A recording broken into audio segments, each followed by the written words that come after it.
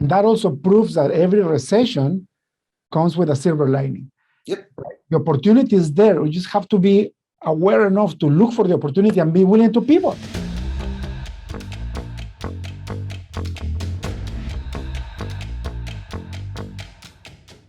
Welcome to the Break Free Podcast. I am your host, David Mancella. Today we have with us a beautiful person. I have been blessed to meet him within 2-3 months ago, and we're becoming very good friends really fast. An amazing entrepreneur that is living life in his own terms. Ryan, brother, welcome. Hey, David. What's up, man? It's so good to see you. Hey, good to see you too. Excited Ryan, for another conversation. I know you said that this podcast is going to be about 30 minutes long, but every time we talk, I feel like I want to just stay on for a couple of hours. Right. I know what it is. It's because we create magic, man. Like, your intellect is amazing. Brother, can you tell the audience your full name, where do you live, and what do you do for a living? Sure. Yeah. My name is Ryan Crownholm. Currently, I'm living in Los Angeles, California. And for a living, I do sort of a lot of different things. I have several companies I'm involved in. I have a drafting company where we help people with drafting different documents for permitting. I have an online dirt exchange where we help contractors, excavators, truckers exchange cuts and fills of dirt at dirtmatch.com. I also have, I'm involved in a blockchain training alliance where we do education for blockchain folks, helping people transition from Web 2 into Web 3. I do some angel investing. Equities investing, sort of a lot of different things. As an entrepreneur, I can't seem to focus on any one thing. So I generally like to set up a business and kind of set it and forget it and move on to the next thing. And that's what keeps my crazy brain going.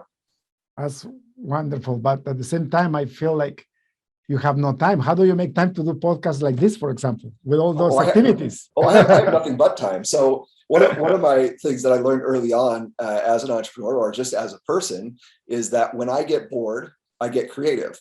So the goal is generally to find a way to get myself bored. And when I'm bored, I start to listen to more podcasts, I read more books, I start to get more creative, I start looking into new options, and pretty soon those juices start flowing and I'm on to the next thing. And then that next thing starts to get me busy again. And then I automate it and then I get bored again. Sort of cyclical for me.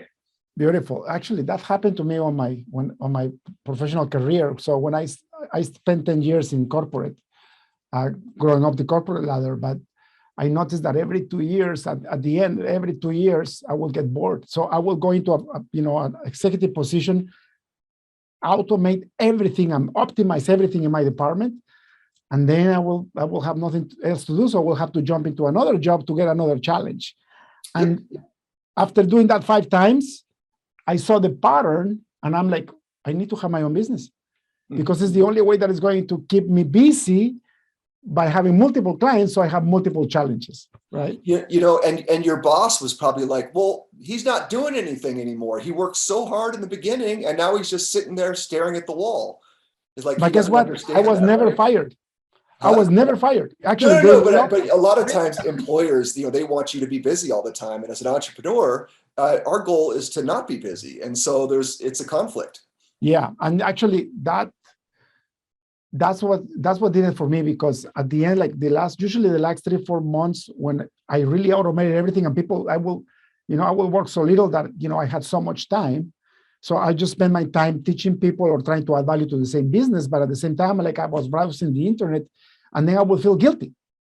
Yeah. But literally there was nothing more to do to optimize what I was doing. So that's why I will look for another job to start all over again from scratch. Yeah. Right. Makes sense. So it's crazy, but that's the way it is. Now, with you though, you have the privilege of choosing what you want to do, and you have also the privilege of failing, right?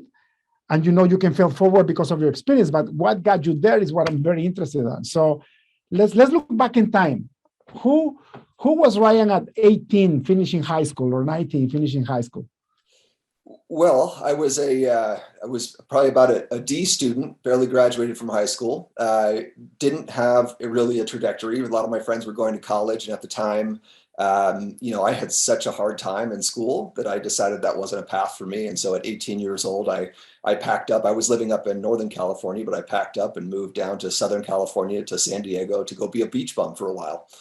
Huh. And so I did that for about a year, and kind of trying to find my way. And I went and I started selling vacuum cleaners door to door for a while, and I sold water for Hickley and Schmidt door to door for a while, and I waited tables, and I just did things to try to figure out. I didn't know what I was supposed to do next, but ultimately I decided at some point that I wanted to go to college. I didn't have the money for it. I wanted more life experience, and so I joined the military. So at 19 years old, I joined the military, and as a condition of my signing up, I got the Army College Fund, which is $25,000 for college, and I said I wanted a guaranteed duty station in Europe, even though I'd never left the country before, and Huh. so that was sort of my launch into the bigger world. So did the military said, yeah, no problem, we're going to send you to Europe? Can you Yeah, do that? I put it as a condition in your Huh. contract. So you Huh. take a test. It's called the ASVAB, and they see, what your score is, and whether you're smart or not, and then they decide what sort of leverage you have. And so they'll say, you can make a few choices, or if you're really low, then they say you have no choices. Here's what you're going to do. I Right. scored fairly well, and so they gave me some choices, and of those choices, I thought, well, I want the money for college, and I wanted to have some new life experiences. So what path in the military did you take? Yeah, so I was it was a air defender. So air defense. I was a 14 Sierra. So I did Stinger missiles, which was fired from a Humvee. It was called an Avenger unit. So it's a Humvee with 8 missiles on top with a 50 caliber machine gun. So I did that, and then eventually also did the shoulder fire missiles, but air defense mostly. Right. So from ground though, right? From the ground, yeah, from Yeah. the ground up. And so I ended up being stationed in Germany. I was there for 2.5 years, and then 6 months in Bosnia, back 1997. So And so you were in the red zone. You were at yeah, war. yeah. So that was back when I was 20. By then, I was 20 years old, and went to Bosnia, and it was a part of the NATO peacekeeping mission at the time. Enforcing the Dayton Peace Accord, and that was pretty eye opening for me. Being a kid from the Bay Area up in Northern California to suddenly landing in a war zone. It was pretty pivotal. Wow. How long did you stay there? Oh, 6 months. 6 months. 6 months trip. Wow. And how long did the whole military experience lasted? 3 years. Yeah, I went for 3 years. So I was in 96 until 1999. 1999. Mm-hmm. What lessons did you get from that? I think one of the biggest one, there was a lot of different types of people, both in the military with me, and there was a lot of different type of people when you get to a combat zone. And I think I learned that everybody really wants the same things in life. They want to be loved, they want security, they want, sometimes when you just watch the news about these war zones, you're like, oh, those people over there are just killing each other. And, it's like, then you get to know them, and everybody sort of has their own agenda, and everybody has the same passions, and everybody wants to have the same feelings. And I think if anything, and also in my unit, it was racially was very mixed. And so we had people from my experience, which was like, I was just going and getting some college money, to guys that came from really bad neighborhoods that were, this was their career path. This is what they were going. And so it exposed me to a world that I otherwise might not have, and so has given me a greater empathy, I think, for people across the board, and the ability to communicate across the board with all of them. That's amazing. Mm-hmm. Also, I guess by being in a war zone, it made you realize how simple life can look like after that, isn't it? When your life is at risk every day. It certainly gives you perspective. As especially in our current, the situation we see here in the U.S., we've been a pretty privileged country, first world for an awfully long time. And so a lot of the issues that people worry about, are, whether or not they get a lot of likes on their Instagram post. And, I've been very, intimate and had very long conversations. As a matter of fact, I learned how to play chess really well while I was there, because a couple of friends I had made, they were locked in their house together during the war for 2 years, and they had nothing to do but play chess. They were brilliant players.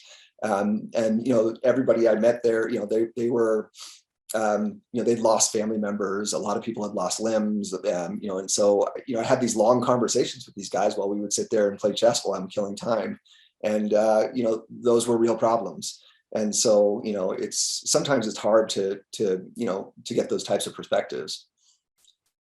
Yeah, it's incredible. I only did 2 years military training when I was younger, and that was enough for me to realize how bad it really can get, and how foolish we are sometimes by complaining about something that is meaningless.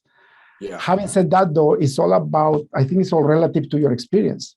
So, for example, if one of your, if one of your children is having a hard time getting bullied on the internet, for them, that's probably the worst thing that they have experienced in their life. So the intensity of the emotion is the same as somebody, surviving in a war zone, right?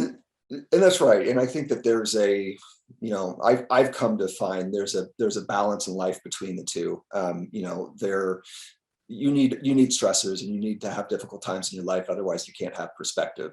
Mm-hmm. And not to say that you need to be involved in a war zone, but sort of like, if you ever read any Viktor Frankl, Man's Search for Meaning, he talks pretty extensively about this. A lot of times depression, people try to baby themselves to make them feel better. They go get a massage and a manicure to try to make them feel better, but really maybe they need more stress. And and that's, I think humans require a certain level of stress, and so it's a balance. And so I think this is one of the reasons why often when I go on a vacation, I throw in a backpack and I'll go into the wilderness, and I'll do a 30-mile hike. Bring very little food. I'll be hungry. I'll be tired. I'll be worn out. And boy, when I come back from that trip, I feel amazing. That first shower when you get back after that, it's all about perspective.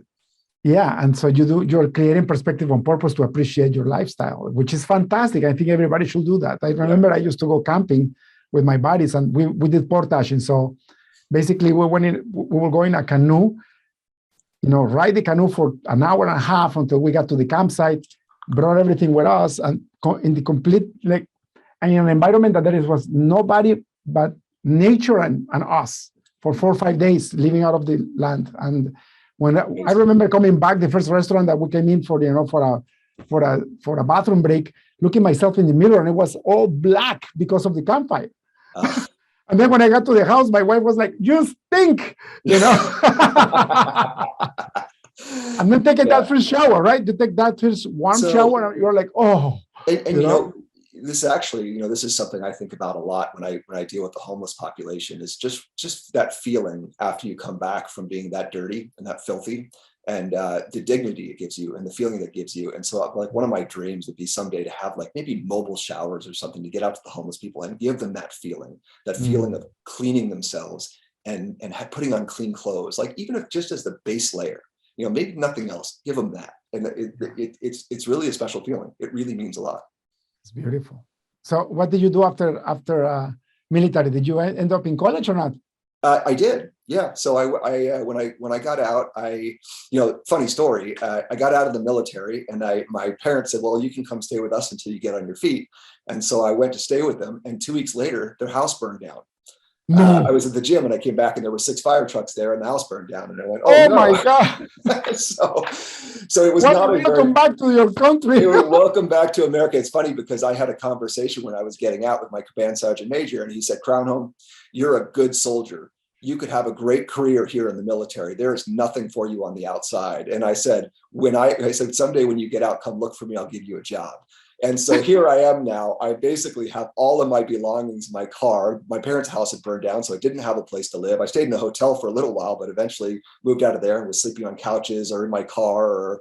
I keep thinking back to this command sergeant major telling me this, and it was me. I'm kind of a fighter, so I'm like, nope, he's wrong. He's wrong. I'm going to figure this out. And eventually I did. And so that was, from there, I ended up, working as a daytime food server for a while, making, a few bucks a day in tips, and then eventually a bouncer. I was a big kid. And then eventually a bartender and a restaurant manager.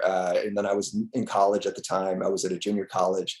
I had learned how to do grades, which I didn't know how to do before. And so I eventually from the junior college got a full scholarship, academic scholarship to St. Mary's College in Northern California. which is a private university. And while I was there, I started my first business, which was I was basically got a trailer for my car, pulled it behind my car. I went to construction sites and I cleaned up construction sites. I'd throw it in there and I'd take it to the dumps, and I'd go to the next place and I'd do the same thing. And eventually, I'd have. While in college? While in college? Well, I was in college, yeah. And actually, by the time, that was how I started. But by the time I finished, I actually had 10 dump trucks and about 20 guys working for me. What? I had a company called Hauling Pros, and we were doing almost about $1 million a year in revenue by that point. No way! And you haven't. So when I graduated, a lot of my friends were getting these job offers for $35,000 a year, and I was like, I don't think I want to go work for anyone. So I took this college degree they gave me that was some people had paid an awful lot of money for. Luckily, I'd gotten mine for free through the scholarship, but I put it in a drawer somewhere, and I don't even know where it is now. But I've never actually used it for anything. But as a part of it's funny because while I was in school, really, I think the only reason I went is that the Army College Fund, it was a $1,200 check I would get every month that was tax-free as long as I took 12 units. And that covered my rent and my car payment. Right, of course, yeah. So I said, well, I got to keep these 12 units going. So I keep these checks coming. And it just so happened that I ended up getting a college degree out of it. And it was, so that was it. And so that was sort of the launching of me and my entrepreneurial journey. And then since then, I grew that business into a very good size general engineering company, demolition. And then I had, as sort of side shoot businesses, I opened a series of recycling centers up around the Bay Area where we did electronics recycling and appliances and mattresses and things. At one point, I'd had like a limo bus company. I'd had a property preservation company when that big housing crisis happened in 2007, where we went out to all the banks and we started, fixing up foreclosures for them. I had a swimming pool removal company where, at one point my company was removing as many as 300 swimming pools a year. And so I've sort of been doing a lot, and there's a lot of transitions that have happened in there. That was back when I used to work really, really hard. And that's not the case anymore. So beautiful. But the secret sauce, how do you discover that construction site needed cleaning? How do you land into that opportunity? Yeah, so interesting. At one point I was bartending, and there was a guy that used to come into the bar quite a bit, and he said, I need some help tomorrow. You think you could give me a hand? And I said, yeah, I was always looking for something to do. I was a very strong kid and I loved working. I loved manual labor. And so I went out with him, and, he had his pickup truck and he was loading some things in. I went home and I thought about it. I'm looking at it. Back then, there was no 1-800-GOT-JUNK. There was no bigger companies. And it was just a bunch of guys with pickup trucks and, wood sides, and there was no branding or anything. And I thought, I think there's an opportunity here. And so I just started testing out that opportunity. And eventually, when I started buying the dump trucks, I got these very uniform trucks. I started buying the black sides, the red top, the phone number across 1-866 hollers. Give us a holler. And red polo shirts and sort of the branding part of it. And it spoke to the customers. And we were overwhelmed with business to the point where I felt like every month I was buying another truck, and the money was flowing in. I self-financed everything. I never raised any money. The only loan that I ever got to start that business was a non-forgivable student loan. That's how I bought my first dump truck. I got an $8,000 non-forgivable student loan. So I went down and got my first dump truck. And then after that, was able to get much nicer ones, but yeah. Fabulous. And you actually enjoyed the work too, right? It was just I do. I enjoyed it when I was able to go out every day and work. There's nothing I love more than a 12-hour day of manual labor where I come home covered in dirt, head to toe, and I just collapse on the floor. I actually used to do this. I would just lay on the floor, arms out, legs out, staring at the ceiling. And it was just like, I just love it. I've just loved it. And I still do, except that I'm now 46, and because of it, my body is broken. But you described somebody else's nightmare, right? Yeah, that's right. If you can learn to love to do what everybody else hates, you've got an edge. Exactly. Yeah. Do you know how many people I know that will describe that as their worst nightmare, right? Yeah. And God bless you for that, man, because you found your niche and you were happy doing it.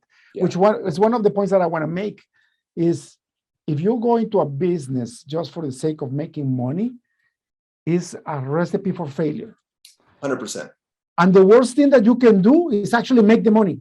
Because if you hate the job and you make the money, you're going to get trapped by the money. And then your level of depression is just going to go through. Yeah. You're going to go through hell, right? 100%. Yeah, I've always been value first. So I provide an awful lot of value throughout all of my companies, and the profits are never a focus. The revenue is never a focus. But if you put enough value out there into the world, the money will come. You'll figure that part out, and just have faith in that. Mm. So your main business then, what did the main business become after that? So eventually it turned into what was a demolition general engineering company. And that's the company that I sold back in 2014. And so I grew it into a good sized company.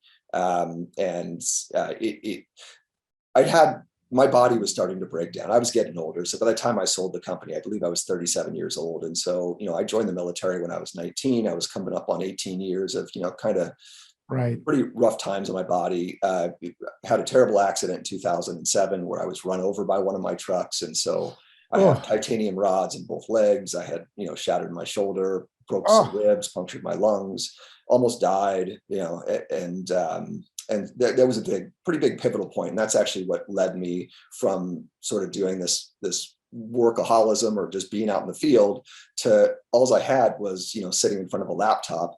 And I was determined to make my business succeed. And so I had to figure out a part of my business I never had before, which was the internet.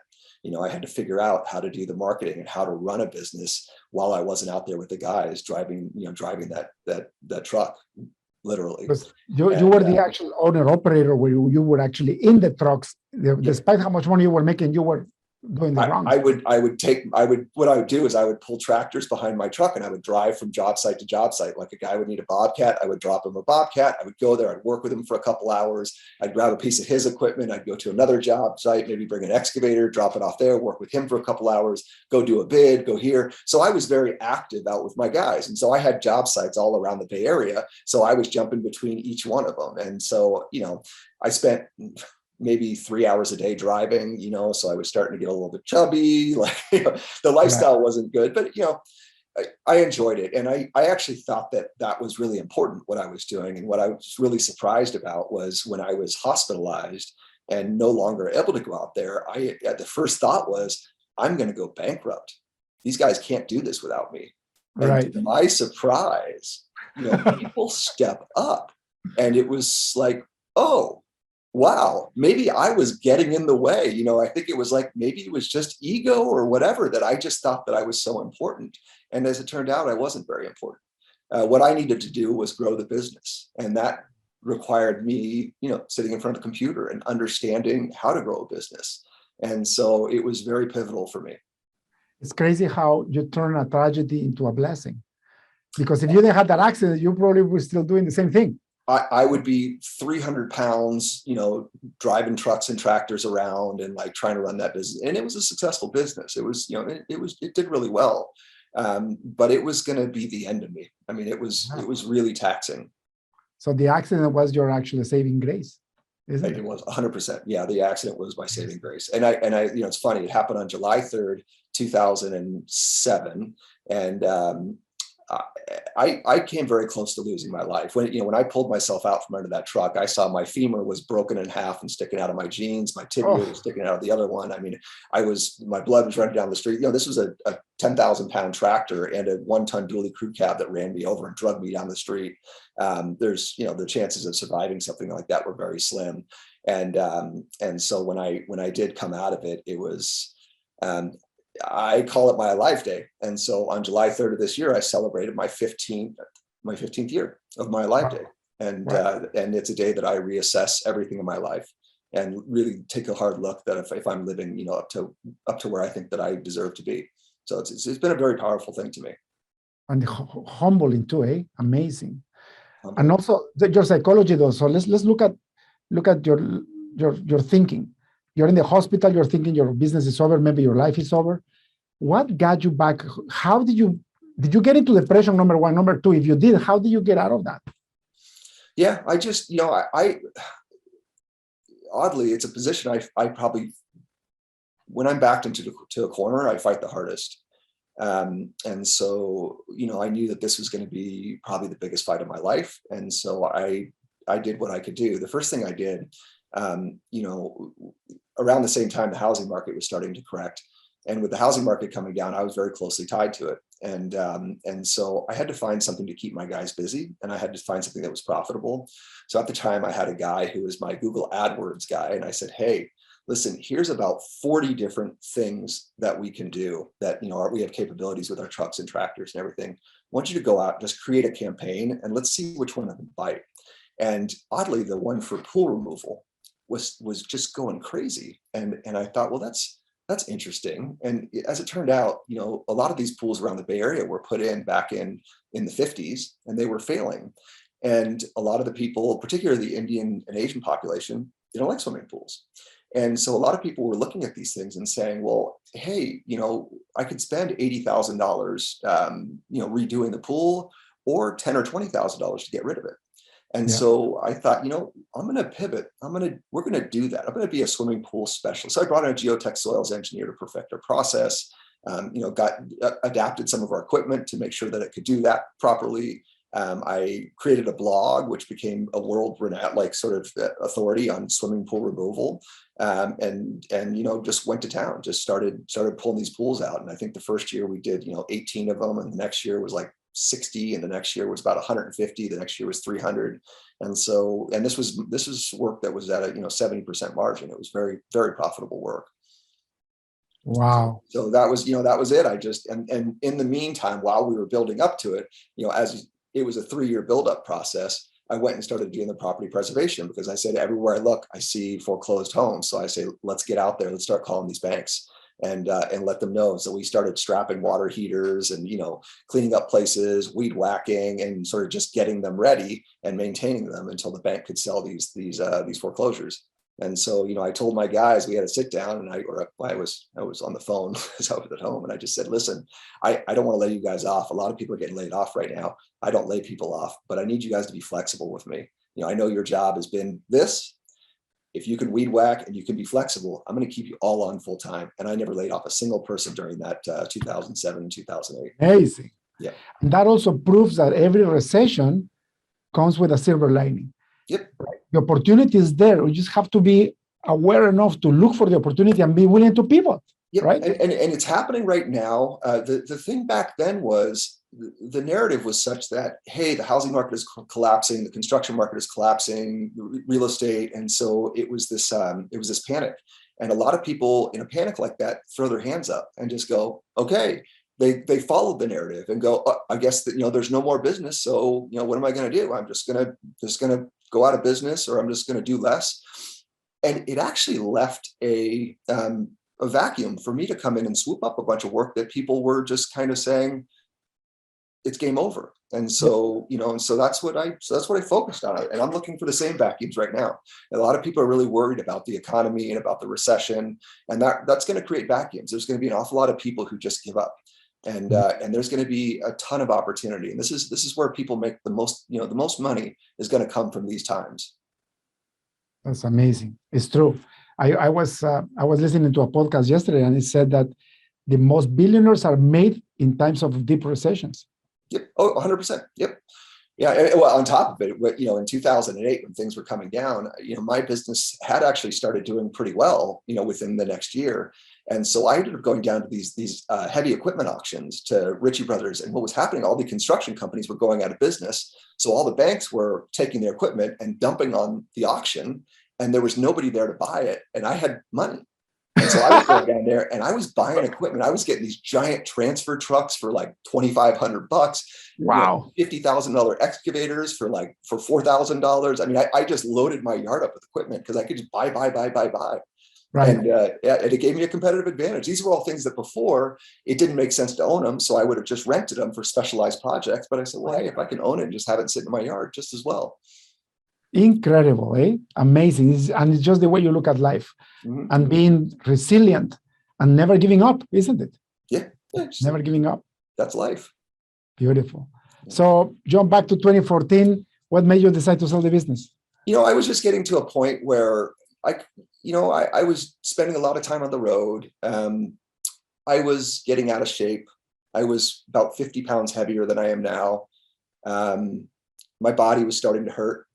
And I just felt like I was running up against a wall. And I told myself, if I don't figure out a new career by the time I'm 40, this is what I'm going to be doing for the rest of my career. Right. And I thought, well, I'm still in my late 30s and there's still an opportunity for me to pivot into a new career.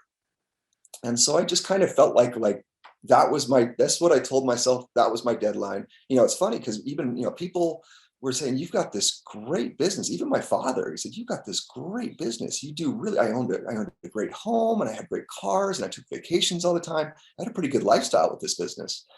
And I just said, it's not about the money. I think that there's something more for me. I don't know what it is, but I have faith in myself and I have faith that I'm going to figure it out. And so I sold it and I just, took the leap, and it was really scary. Actually, for probably about a year after I sold my business, I started to go into depression. I didn't know I felt like I didn't have purpose anymore and I didn't know what I wanted to do. And I started questioning myself. Did I make the right decision? Did I not make the right decision?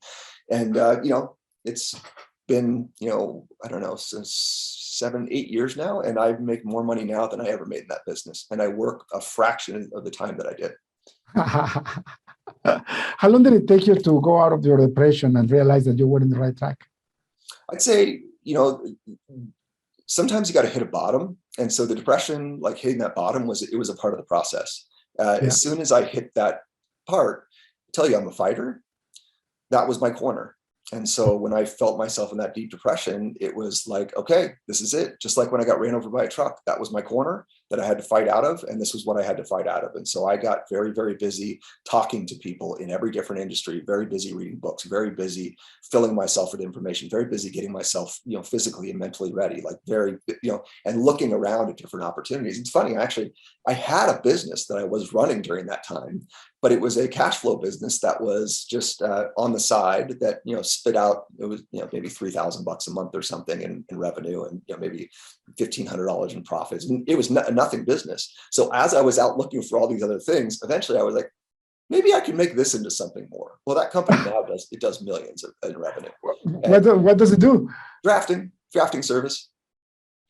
Wow. Yeah. So it was something that was giving you some passive income and you thought, oh, maybe I can grow this. Yeah. I kept looking for other things to do. And it just never occurred to me that, hey, maybe there's something bigger. It was right in front of you. Yeah. Unbelievable. That's amazing. Yeah. That's incredible. Also, like you're one of the few persons that, you come from businesses that are very hardcore, intensive in your body, construction, and happens to become an expert in technology. How did you get into cryptocurrency and blockchain? So I've even when I had my construction company, I was always very tech forward. I was always looking for solutions that other people weren't looking at. One of the early books I read was like Tim Ferriss's 4-Hour Workweek. I didn't want to work 4 hours, but I read it and it just opened my eyes to different ways of doing things. And it was the first time that I realized that I could multiply myself. And so it was a constant goal. And so I had, even with my construction company, I had, a person in La Paz, Bolivia that was answering my phones for me. And I had an iPad app I used for all my quoting, and I had lots of systems built into it. And because of it, I was a very profitable construction company.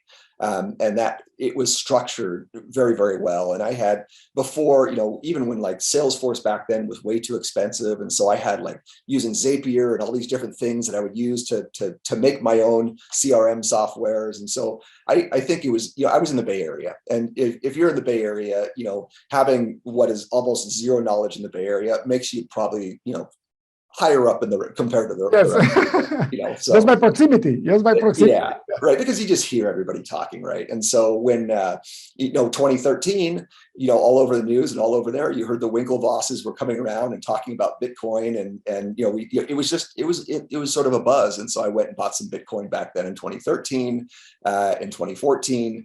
I gave up on it in 2014 and assumed I'd lost all my money and kept it as my dirty little secret that I bought a bunch of Bitcoin for $800 that was worth about 200 now. So, ended up working out okay. And then, later on around 2017, jumped back into it and actually really wanted to understand it.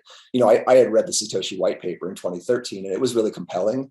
And around 2017, when Ethereum was all the buzz, the idea of smart contracts, I thought, well, this is also really interesting. And so I have a tendency to go down rabbit holes. I have curiosities and I chase my curiosities.